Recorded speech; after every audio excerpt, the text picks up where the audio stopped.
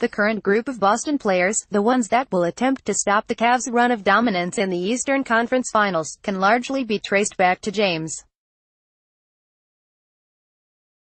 And it doesn't take one of those crazy detective walls with pins, strings, and coffee stains everywhere to find the connections. It started in the 2012 Eastern Conference Finals. The Big Three version of the Celtics, led by Paul Pierce, Kevin Garnett and Ray Allen, had James and the Heat stuck in a 3-2 hole with Game 6 in Boston. James was hearing the chorus of critics calling him out for a subpar performance in the 2011 NBA Finals against the Mavericks. Many expected him to fail again. But James came out like a man on a mission in Game 6, putting up a line of 45 points, 15 rebounds and 5 assists in the Heat's win. There was still a Game 7 to be played in Miami, but the series was already over. The Heat won Game 7 by a final score of 101-88, effectively ending the Big Three era. After the Celtics' first-round exit the following season, it was clear the East belonged to LeBron. In its current state, Boston couldn't stop him. Allen signed with the Heat, winning a title with James as part of the 2013 squad. The major move for Boston, though, was shipping out Pierce and Garnett as part of one of the most impactful trades in NBA history.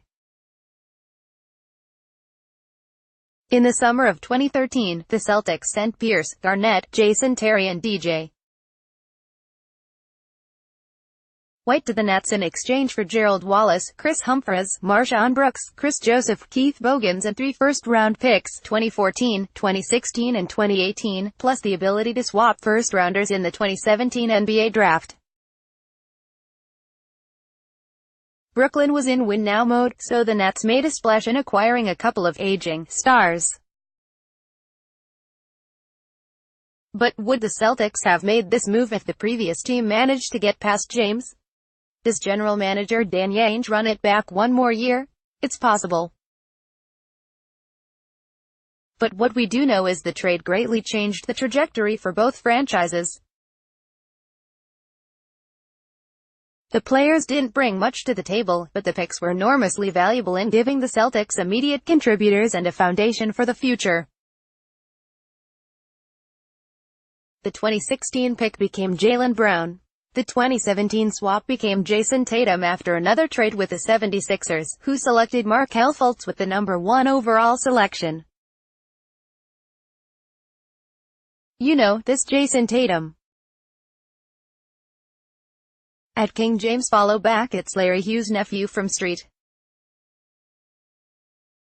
Louis and Abe and RJ Lil cousin and Justin's son follow back pic.twitter.com/anon7e8 Jason Tatum at JTadamo, April 13, 2012 and who did the Nets see in the 2014 NBA playoffs with their brand new team, LeBron and the Heat. Brooklyn dropped the series 4-1, lost in the first round of the 2015 playoffs and hasn't been back to the postseason since. Then there was the Al Horford signing in 2016, which came after, you guessed it, James and the Cavs swept Horford's Hawks in the Eastern Conference semifinals. Horford would undoubtedly enjoy a revenge series after continually coming up short against LeBron while in Atlanta. Oh, and that 2018 pick turned out to be, as Ron Burgundy would say, kind of a big deal. In July of 2017, Kyrie Irving asked to be traded from the Cavs, shocking the NBA universe. He no longer wanted to play alongside James, according to ESPN's Brian Windhorst, making it clear he'd like to be the focal point of a team's offense. Only a month later, Irving was traded to the Celtics.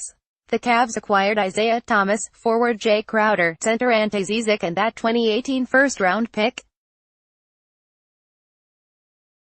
Irving averaged 24.4 points and 5.1 assists in 60 games during the 2017-18 regular season before undergoing a knee procedure that sidelined him before the playoffs began.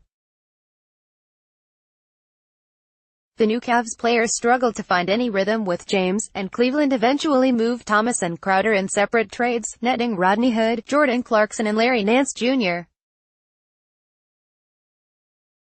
In return, okay, maybe we do need to find some string and a few pins after all, and if the Irving drama wasn't weird enough, consider this. Former Cavs general manager David Griffin recently said Irving had gotten a commitment from Gordon Hayward in the summer of 2014 to join Cleveland before James announced he was coming home. Of course, with LeBron back in the fold, those plans were put on hold, that is, until Irving and Hayward reunited in Boston. It all comes full circle. Now, James runs into the Celtics yet again.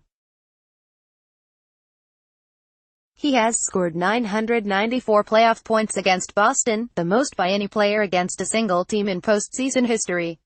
He might need a few more to stop a Celtics team that grew under him, and often because of him.